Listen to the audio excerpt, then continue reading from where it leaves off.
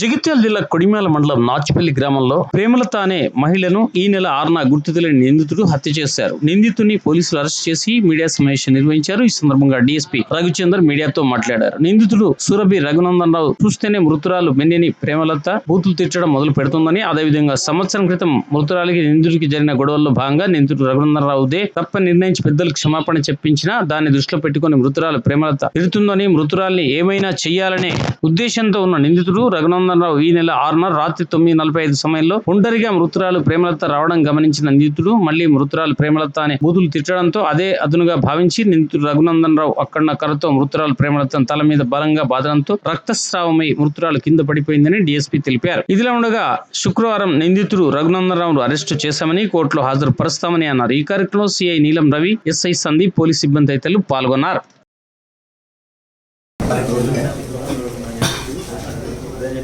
మేనేని స్వర్ణలత గారు ఇచ్చిన ఫిర్యాదు మేరకు వాళ్ళ అత్తగారైన మేనేని ప్రేమలతను రఘునందన్ రావు అనే వ్యక్తి చంపిండు అనే అనుమానం అని ఇచ్చిన ఫిర్యాదు మేరకు హత్య కేసు కింద నమోదు చేసి దర్యాప్తు చేపట్టినాము. ఈ దర్యాప్తులో భాగంగా ఎవరైతే మృతురాలు ప్రేమలత ఆమె నిన్న ఉదయం ఇంటికి బయలుదేరి నిజామాబాద్ వెళ్ళిపోతుంది.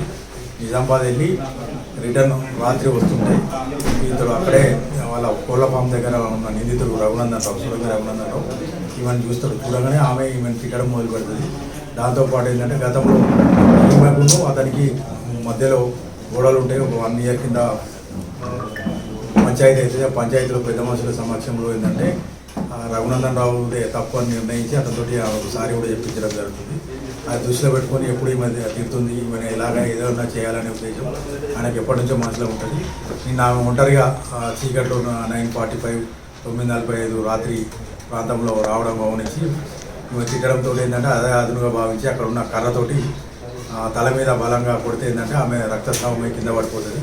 కింద పడిపోయిన తర్వాత మళ్ళీ కట్టెతోటి కొట్టి తర్వాత అక్కడే ఉన్న బండతోటి కూడా తల మీద మోది చంపేస్తాడు. చంపేసి ఆ డెడ్ బాడీని ఏదైతే ఉన్నదో అక్కడి నుంచి 2 కాళ్ళు తీసుకొని ఈడ్చుకుంటూ వచ్చి మృతురాలి ఇంటి ముందట ఉన్న ఒక సిమెంట్ గాజుల బావి లోతు తక్కువ ఉంటుంది దాంట్లో వేసి దాంట్లో పైన పొరక కప్పి వెళ్ళిపోతాడు.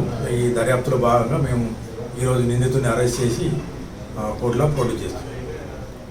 మృతుడిని అరెస్ట్ చేసినాం. మృతుని హత్యా సమయంలో ఉపయోగించిన బ్లడ్ స్టెయిన్ క్లాస్ అంటే రక్తం మరకలు గల బట్టలు కూడా స్వాధీనం చేసుకున్నాం. ఇప్పుడు ఇవాళ అరెస్ట్ చేసినప్పుడు ఆ టైంలో తాగిన